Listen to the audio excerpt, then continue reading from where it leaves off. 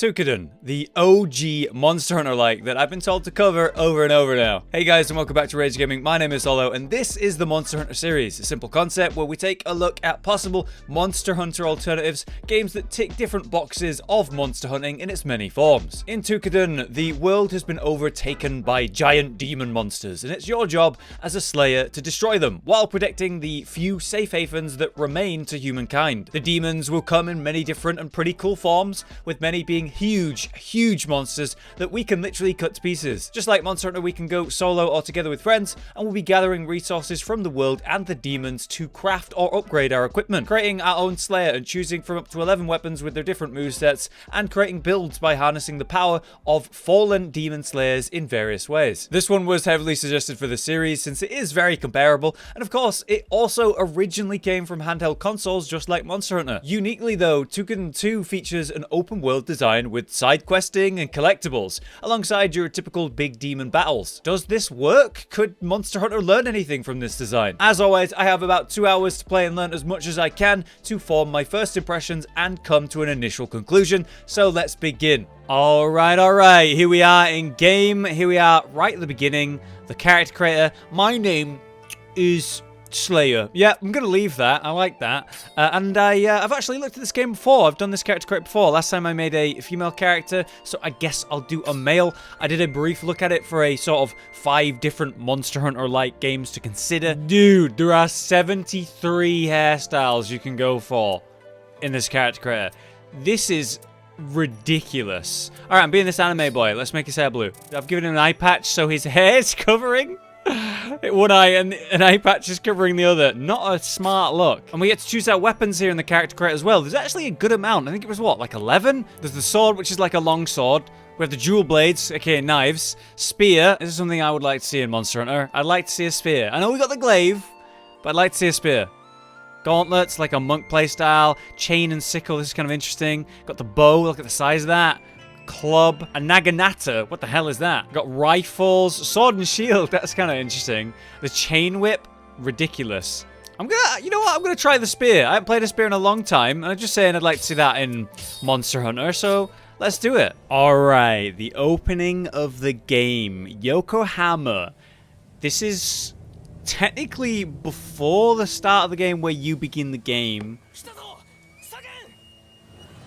And as we all know in any good Monster Hunter game, it starts with a fight at sea with a giant cat.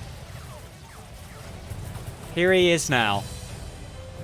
Everyone knows this is how you start your Monster Hunter game. Classic move from a cat there, shoot the lightning ball, which obviously sets things on fire at the same time. It's a pretty cool opening scene with the whole one-shot sniper. Does this kill it? Sorry, that wasn't a sniper rifle. This is actually a grenade launcher. My mistake. I think the demon designs are really cool. And the weapons are great.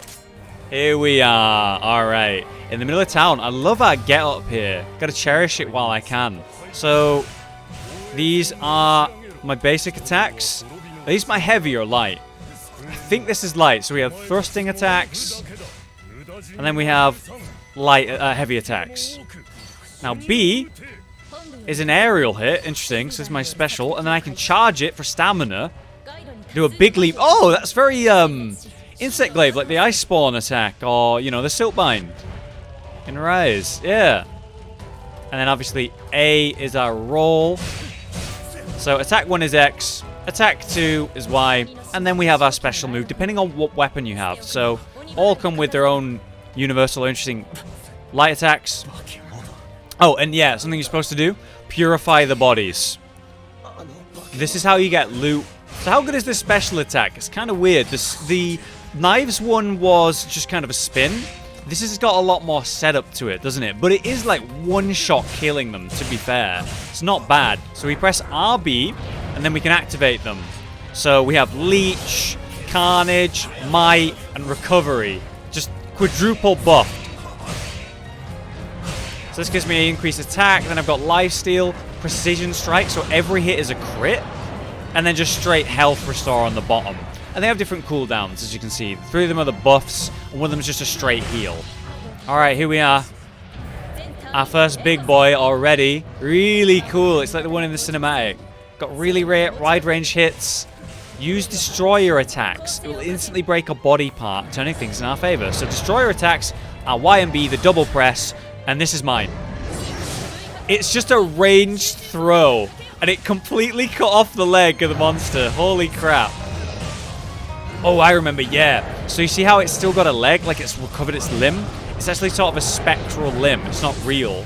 And it's a weak point, like attacking the head on a monster or something. I really like the outfit and the weapon matching. I'm going to miss this, because this is just the introduction of the game.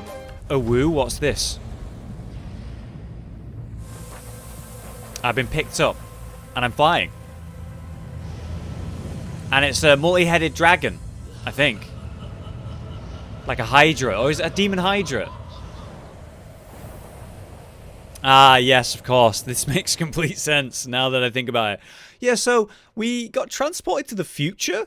The dragon demon Hydra was like, yeah, I'm going to send that one guy in particular to the future. Why not? And here we are. Good morning.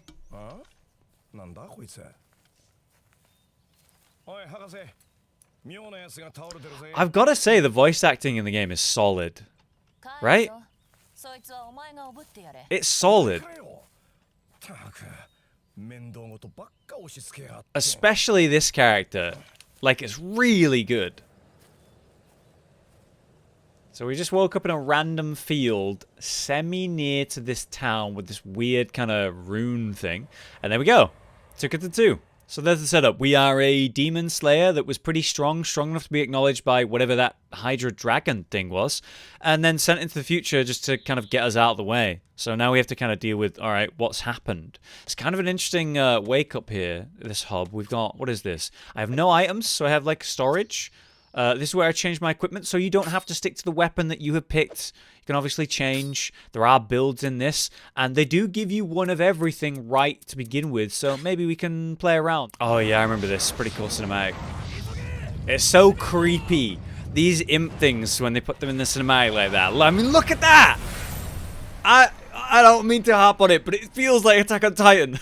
You know, we're defending a town, and there's these weird big monsters. It's cool.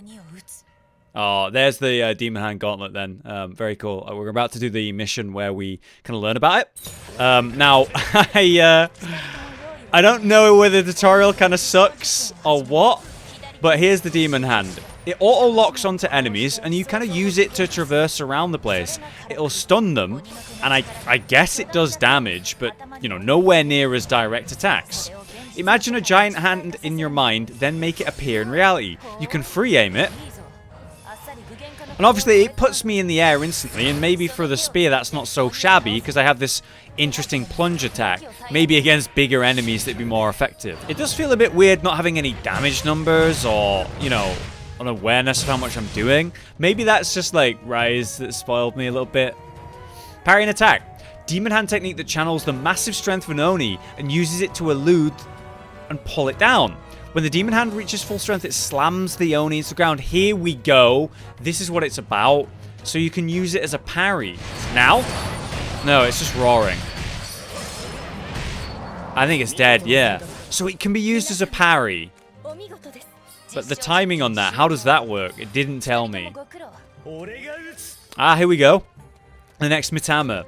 So as you kill demons, stronger and stronger demons, you unlock more Mitama. They're also part of the build, because they're giving me the special abilities that I have. Depending on which one I've got, depends on which abilities I've got. There are the souls of heroes from the past and the source of Slayer's powers. One of our goals is to recover Mitama. Holy crap. Look at the size of this thing. That is brutal. And we're going to talk to the blacksmith now so we can actually see other weapons or maybe upgrade this one.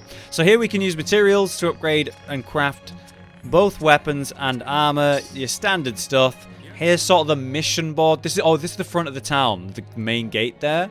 So that's that big building we're looking at from above. And this is where we could do our quests. The command center. take missions, basically. Oh, yeah. I'm gonna be a slayer. Who's cooler, the guys on the left or the right?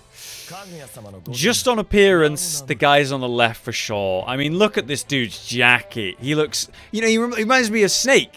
He's Solid Snake. He's got the bandana and everything. Oh, God. I love him immediately. So, our first mission is Rite of Truth. It's a thing that new Slayers do as sort of a rite of passage, apparently. And it's basically go clear out some imps in the area and pick up some iron. It's a nice starting quest to make sense because, you know, from a lot of the crafting for the armor and the weapons, I actually, I need a lot of iron, don't I? I've got some demon parts, but I don't have any iron. Oh, and yeah, look. If I press the right stick in, I've got this kind of demon hunter vision. It reveals where demons are and other things, so we can see health bars. Ah, see if I was playing in this vision, I can see how much damage I'm doing. There we go. Ooh, there's actually a mine connected to the area here. Well, this is where you would expect to find iron, right? I only need 2. Could do with more than that for, you know, crafting. But there's some green thing on my map here behind this skull dude. How much damage am I doing? Is this 1/3 of his health? It seems like it. Targeting's a bit weird, but I can free aim it. Ah, here we go. One of these green things. Iron? Hey, cool. Done and done. We're equipping that new member with the demon hand. This is the demon hand? Doesn't look like much of a thing to me. Good morning. So, yeah, there she is. Can communicate through the demon hand. Very cool. Looks like everyone has received their demon hands. I welcome more users. Use the demon hand as much as you can. This will help my research advance. Slayer, you can tell him how to use it. I should also mention that it will explode if you try to remove it. Yeah, that's fine. Handle it with care. Lol. What's this thing about it exploding? Don't get upset. There's all sorts of reasons behind this. And now they're in our party. Let's try the longsword. Why not? I want more of an agile playstyle, but I don't want to do dual blades again. I like the scabbard on the longsword though. Looks good. Maybe we can upgrade it or craft a better longsword. Let's do the unnamed sword, the one that's got a huge increase on damage. Why not? Ooh, look at the size of that scabbard. Much more chunky. I like the pattern down it as well. Ah, another slot. Ah, so, wow. So for your build, you've got your weapon and your armor, right? It's pretty bland. There's nothing going on. Each thing comes with a slot for a different ability and a different thing based on which Matama you're using, which soul. So we've got the aggressive one that's put in your weapon. We have the defensive one that's put in your armor. And now we have one that goes in your demon hand. So I currently have 3, so I guess I'm using this guy. Converts a portion of your defense to attack for a limited time. So whatever defense I've got, more damage. Sure, why not? This is a cool system. So this is your builds, basically. Oh, here we go. Look at this sprint. Okay, fair enough. Oh, that's cool. So there's a joint operation that I'm totally going to ignore. I'm full ignoring it. It's like a public event. Here's the outpost, and we're going into the Outlands. So this is where, apparently, there's kind of a radiation effect. Suddenly getting a lot colder. The amount of time that you can withstand the miasma is the exposure limit. The longer you remain in the other world, the greater exposure, which will lead to death. Right, I'm on a time limit then. I better not mess around and attack every enemy like my companions are doing. Here you go. Oh! Different enemy type. Oh, it's like a gross-ass slug. And it's not too strong, thankfully. Oh, very gross. Makes me actually kind of cringe. What is that? Oh!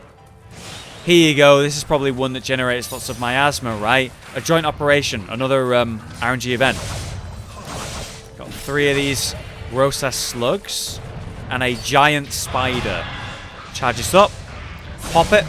Big hits. Oh, look at that face. Alright, let's have a look. So, it's got 2 health bars. Ah, so we can target the different limbs. I'll try and focus the back left over and over, just to see if that does anything. We're working on it pretty hard. Ooh, someone landed a parry and knocked it over. Oh, and we got binding rope. We needed that for an upgrade, right? To make our sword better. Still alive, it's just knocked down. So timing the demon claw at the right time seems to knock them down. If I just throw mine out, maybe I'll get lucky. So, here we go. Look, we've cut those limbs off, which means they're exposed and take more damage, right? So we should target those. But look, the limbs are actually flying. And can we purify them? Yeah, that's sick. We cut off limbs, and they kind of reattach themselves to the body, it seems like. But I can reduce their health and sort of gather them by doing the purification mid-combat. It's spawning spiders, so we got to kill them and collect them while we're at it. Watch out. Whoa. Whoa. Oh my. Look at the damage that does. Jesus. I did it like 2 times. That's knocked it down. Nice. There we go. So it's spiritual health that we cleared allowed us to then hit the physical. But then the spiritual kind of recovered itself. And we got a new Mitama as well. I wonder what kind that's for. Follow these tracks and you can find them. Oh my god. Actual tracking. I mean, we're not just following the glow or, hey, look, it's on your map. You have to use your special vision. Actually follow tracks. It's not the most intense thing. It's basically just follow the glowing light. But it is tracking. It is tracking. So I want to target that one, huh? I see. It's got pretty good range on it. And you land at these nodes. So yeah, you can use it in the terrain to kind of pick yourself up, climb over things. But it's cool that they've created parts of the level that's relevant to that. Oh. Here we go. Oh, here we go. This is more like it. You know, when I first played this game, I got a little too lost in the side quests. I would definitely recommend you really stick to the main stuff, guys. This is way more interesting. Oh, it looks so cool with all of them leaping in with the demon hands. Ah, sick. So look at this thing. We have weak points. We have the legs, the arms, the horns, and the tail. It really is just a monster with its different parts. Large Oni are protected by a tough outer shell. Oh, it's explaining it to me. Let's go over and get this. You can't harm the actual Oni. So you got to destroy parts of it, and that strips the shell away. So by breaking parts, we get to do actual damage to the health bar. That's what I was thinking when it was like the physical spiritual. Normally the only way to damage the true form of Oni is to destroy a part and break the shell open, but we can also use the demon hand to destroy the real Oni. Only done when the gauge is full, which is at the top left. Hold RT and then release. Maybe it's the hand? It was the hand. It was the hand. Whoa! Oh, sick! We cut off its arm. That's sick! So you're fighting the giant Oni, and you're generating that gauge, which is filling up already, to release the demon hand attack. I knew there was more to the demon hand than just travel and maybe a parry. There we go. Stun. Goodbye, Brute Claw. This is what it's all about. This is the real game. Oh, and I got another one, and he looks like a badass. What the hell? I was talking with a professor about how things are going. It was kind of a chill moment. And suddenly we were both pulled into what we thought was like going back in time. But it's happened to both of us. It remains burned into my eyelids, the beautiful scenery, my ancestral home. Let me show it to you too. The scenery of the age to which I'm connected. We're seeing the memories of the Mitama that we just saved. It's actually a level. It's not just a cinematic. We've been teleported into a dream, into a memory. Whoa! Whoa! Okay, we're in a Dragon Slayer fight suddenly. Oh my god! We're with some random person that showed up who's wearing, like, you know, knight armor. What the hell? Alright, let's have a look. Tail, legs, hands, the wings, and then the frontal horn, but nowhere else on the head. Ah, it's so cool, like, the targeting. Let's keep slapping it in the face. I'm gonna just keep spamming my claw. Look how high up I get. Oh my god, it's doing the backwards and forwards flying. Who do you think you are? You think you're Rathalos? Look at this thing. It's firing, staying in the air. You come down here, but not by killing me. Thank you. All right, let's work on those legs. We need to actually break something. Where's it gone? Oh, it ran away. Oh, I wanted to do another demon hand rip, you know, ability, like rip off a limb. Oh, we're at the southwest side of that new area we just went in. So we went up to Cherry Blossom Road. Now we're going down to the Kukunochi Forest, I guess. Oh, cool. A destroyed village, a new enemy type.